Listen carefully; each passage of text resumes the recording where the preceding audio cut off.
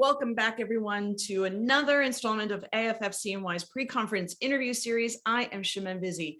Let's take a look at this next workshop presenter, who is the founder of Foster Blessings. Let's take a look and find out what is Foster Blessings. Hi, everyone. Welcome back to another installment of our pre-conference interview series. And I have with us another workshop presenter. Angela, why don't you take a second, introduce who you are, and then give us a little bit of how you're connected to foster care and adoption. Hi, so my name is Angela Paganelli, and I am the founder of Foster Blessings. And we are a meals ministry based out of Evangelical Free Church in Clinton Corners, New York. My foster care journey actually started when I was 13, and I entered foster care through kinship when my mother passed away. And, really just was taken aback by the fact that our elderly aunt and uncle could take us in and keep my sister and I together.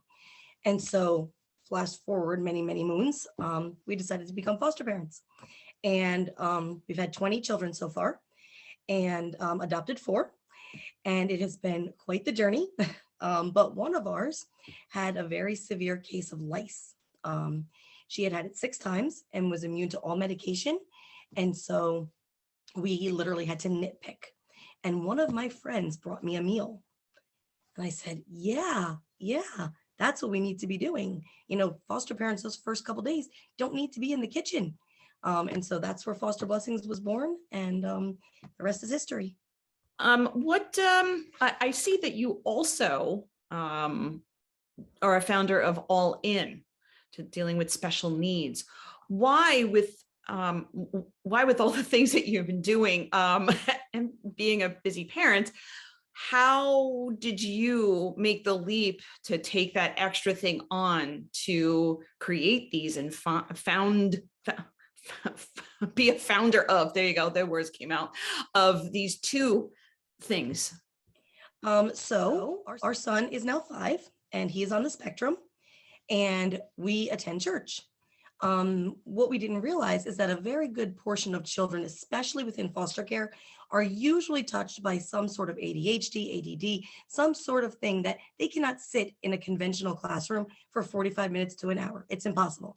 And so we said, well, we love church. He loves church. And so I went to my elder board and I said, let's make a separate program for children who just can't do it. So we have a gym. And in that gym, we take 5 minutes and we play basketball.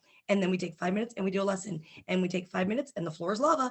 And we go back and forth and back and forth. And there's not that need to sit, yet they're still learning. They're still loving church. And we all get to be there. And parents get to go to church and not sit there and worry, oh my gosh, my child is hitting somebody. They're distracting everybody.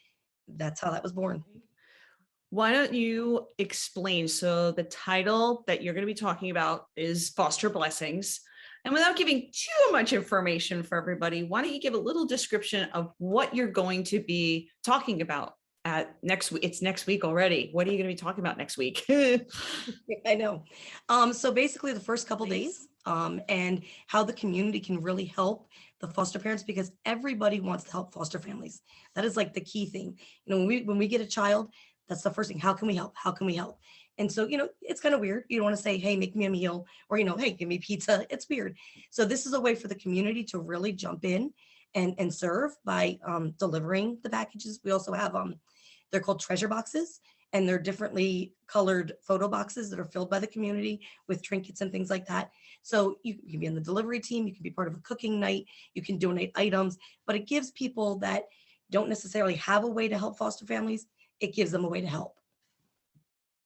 Wow. Is there anything else that you would like to let the community know about what you're going to be talking about, or anything else that I might have left out? So I think that's probably it.